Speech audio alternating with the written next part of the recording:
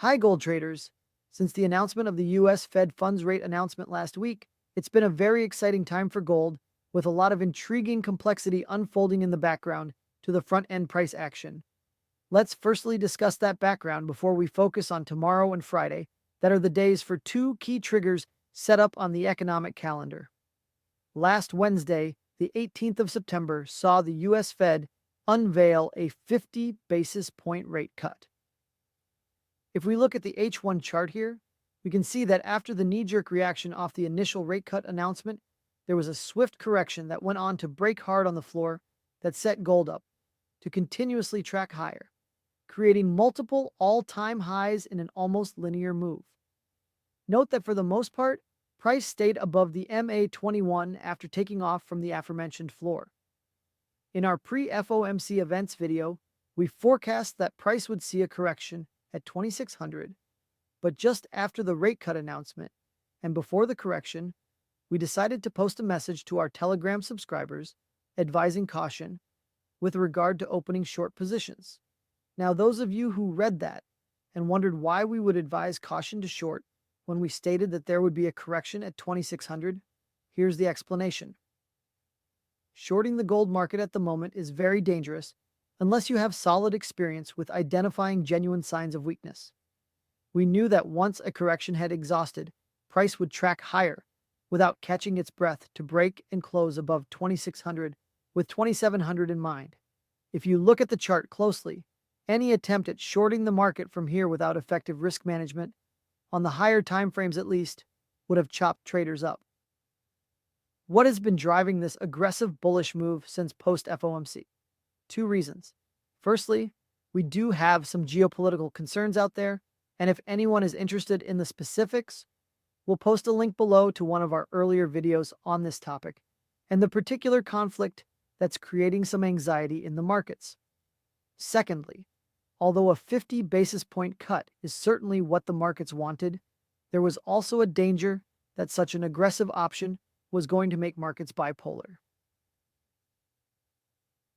Gold's safe haven run higher post-FOMC is also due to concerns that the half percentage point reduction may be an indication that the US Fed is actually worried about the state of the economy but won't openly say so.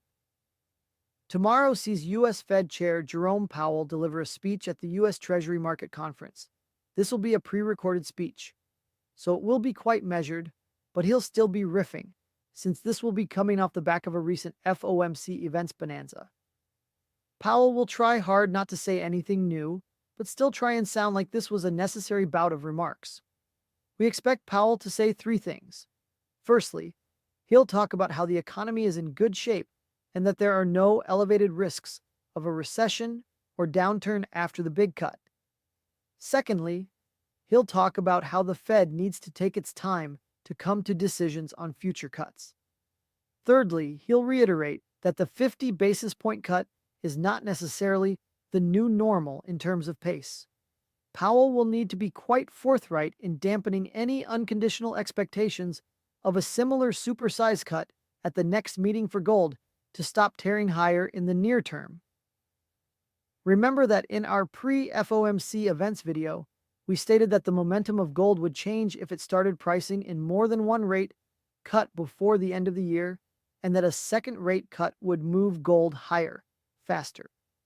We are expecting gold prices to consolidate and start grinding lower before Powell's speech, and depending on how firm he is in terms of dashing market hopes for another automatic supersize cut at the next meeting, we could see price fall down to a key support level at 2,634 and a manipulation play around that level before a move to target 2,700 again and convincingly break above that. On Friday, we have the US Fed's preferred gauge for inflation, namely the core PCE data release, and that takes on even more importance given that Powell stated last week that the Fed's goal now is to keep inflation stable while simultaneously ensuring jobless rates don't tick higher. A PCE number that comes in lower than expected, or even coming in as expected, will drive gold higher, but an upside surprise would take gold down.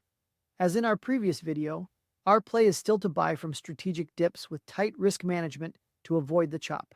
And yes, a brutal correction is overdue, but we'd like to discuss that in detail in another video. Take care and see you next time.